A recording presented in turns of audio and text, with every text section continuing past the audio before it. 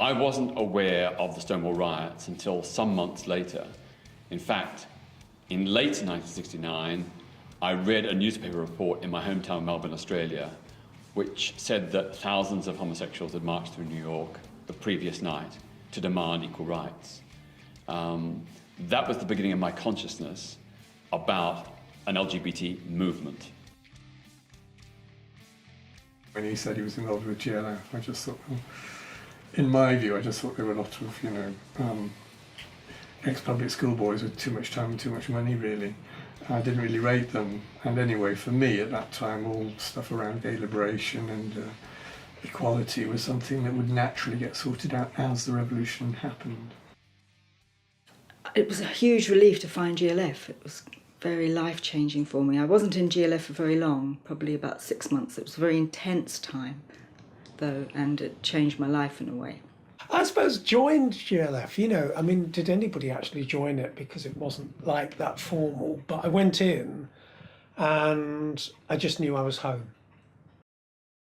I was one of about 40 people from the Gay Liberation Front who helped organise the first UK Pride March, which took place in London in July 1972. Our slogan was "Gay is good," modelled on the Black rights slogan, "Black is beautiful."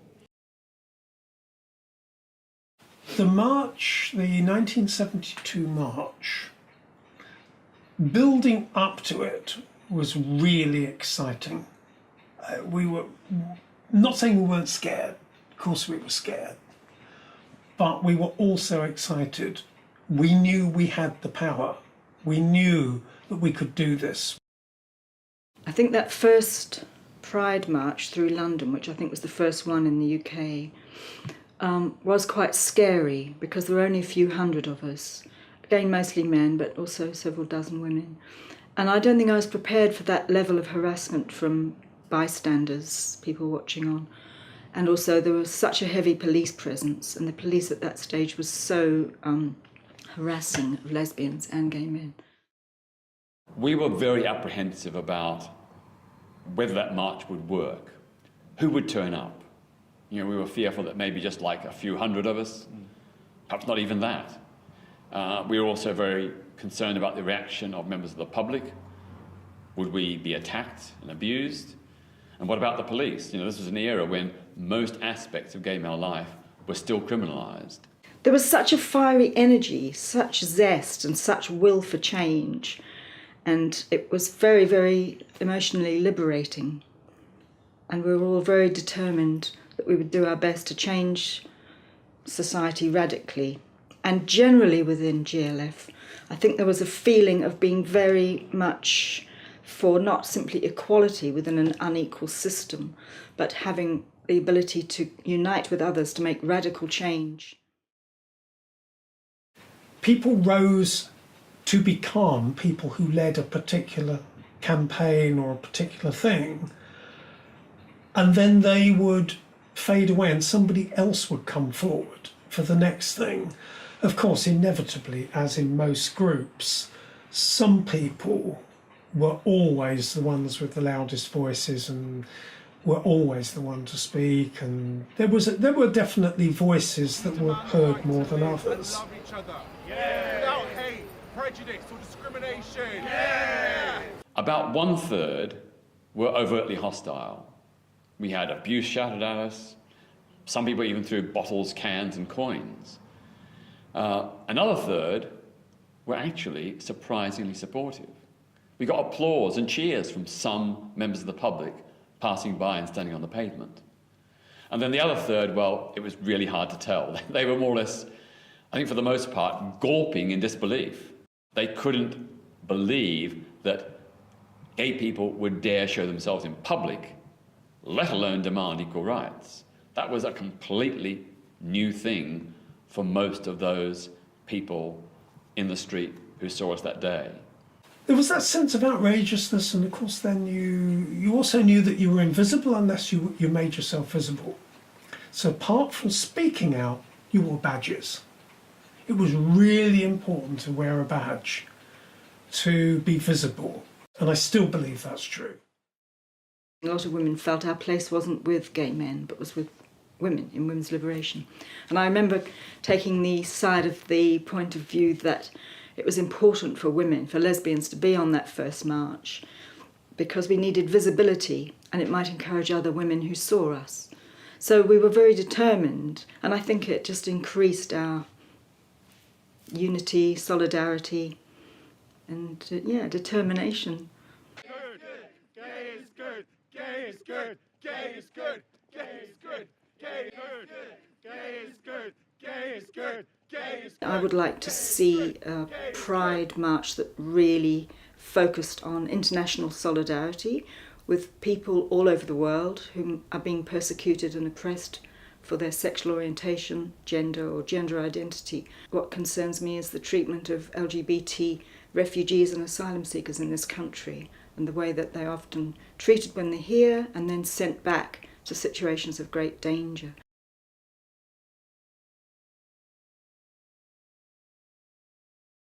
The work we do is roughly divided. About 50% of it is LGBTI focused, and about 50% is focused on other human rights, equality, and civil liberties issues. About half of it involves work within the UK, and another half involves work overseas, supporting democracy, human rights, and LGBTI movements in countries like Russia, Uganda, Iran, Pakistan, and Nigeria.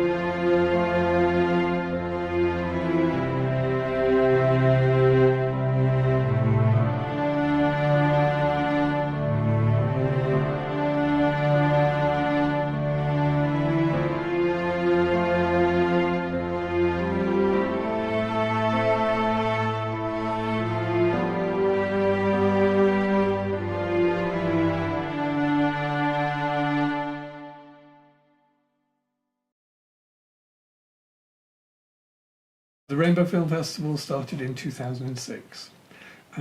It came about because we had been really trying hard with Shropshire Council to get something into the schools, just positive images.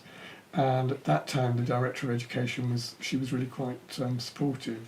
So we put on two films which kind of spanned things. One was the one about Oscar Wilde, I think it was called Wilde, and the other one was called, you have to remind me, Jeff. Get Real. Get Real, which was about a boy coming out in a school. I think it was at Swindon.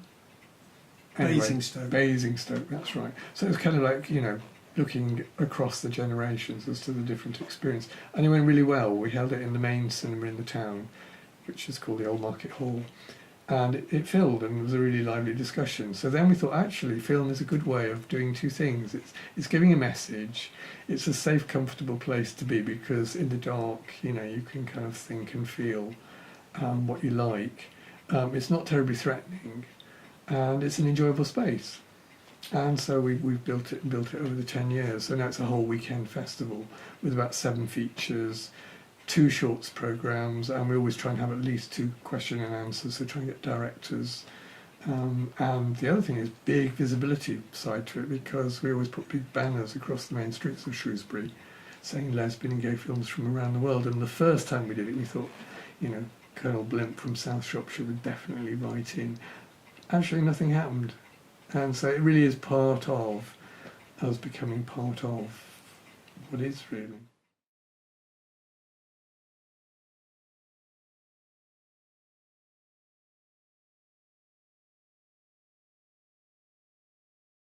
In places where we have tremendous repression on LGBT people, they are truly marches, and in some places they are more parades, and so it straddles the fence. And I've had everything thrown at me, from eggs to urine to, and some of that I consider a badge of honor. One of the experiences here in Europe, just a couple years ago, was in Vilnius. It was the first Baltic Pride that was able to march in one of the downtowns of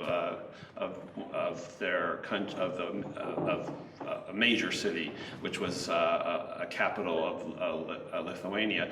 And the foreign minister from Sweden was with me. We were both targeted with eggs. And of course, people were starting to clean off her eggs. And the press was not really reporting that this Pride March was taking. There was tremendous numbers of counter-protesters. Not that many people really supporting the LGBT crowd. The press wasn't reporting it, so I said, "Don't clean the eggs off me." I kind of heard my uncle in the background. I said, "Don't clean the eggs off me." And when we got up to the stage, I said, you can throw eggs at me. And the Swedish foreign minister, you could send bullets to my uncle. You can stop the messenger, but you can never stop the message. We will all be equal. And reluctantly, that was the front page of all of their papers. So even when you get this type of counter-protest, you can turn that around to our advantage and get out our important message, which is that equality is a benefit to everybody. Personally and professionally, the most important message that people can have is that they play a significant role in the social change movement of our time.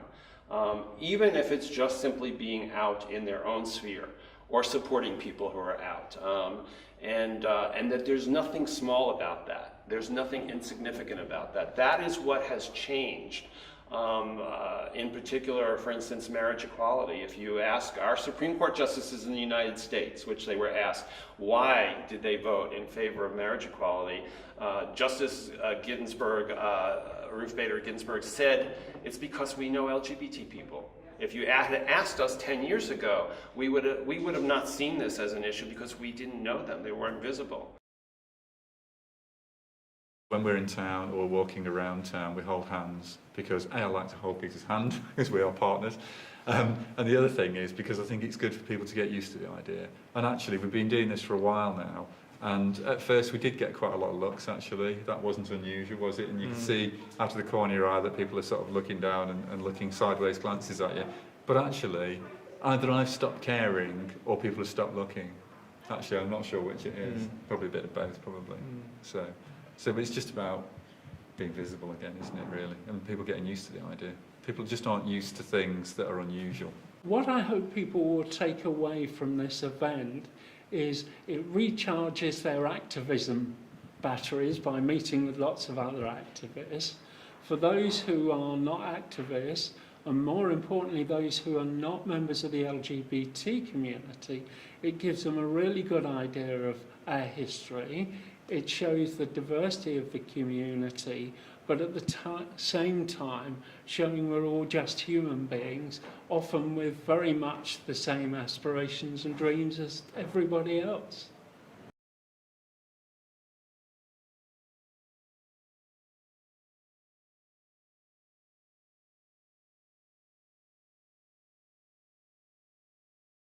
It's been really interesting. I think I've certainly learnt a lot about history of LGBT people, which I wasn't really aware of much of the history before now. It kind of puts it into perspective, really, like, as these said, how far we've come, because it was really awful in, like, the past, and there is still inequality and everything, but it's a lot better now than it was. I was quite interested in the older LGBT history, like the very old LGBT history, because like nowadays we do have it a lot better. But in the past it was illegal to be gay or lesbian or bi, so people had to hide it, and I just really was interested in how they survived and how they lived. I think also visibility is very important. I mean, certainly for me personally, I found that learning about other people has helped me come to terms with myself a lot more. So I think it's really important for other young people, especially in Shrewsbury, to know that there is stuff going on. We forget when we go to these celebrations where it all started from and what the purpose of it is, and I think Liverpool Pride is doing a good job this year because it's going back to what it means. It's going back to the march rather than the stuff that pads around it. So I would kind of encourage every other Pride organiser to go back to the origins and to the roots and to think about why are we doing this. It's about visibility and political activism and making change. It's not about commercial enterprise.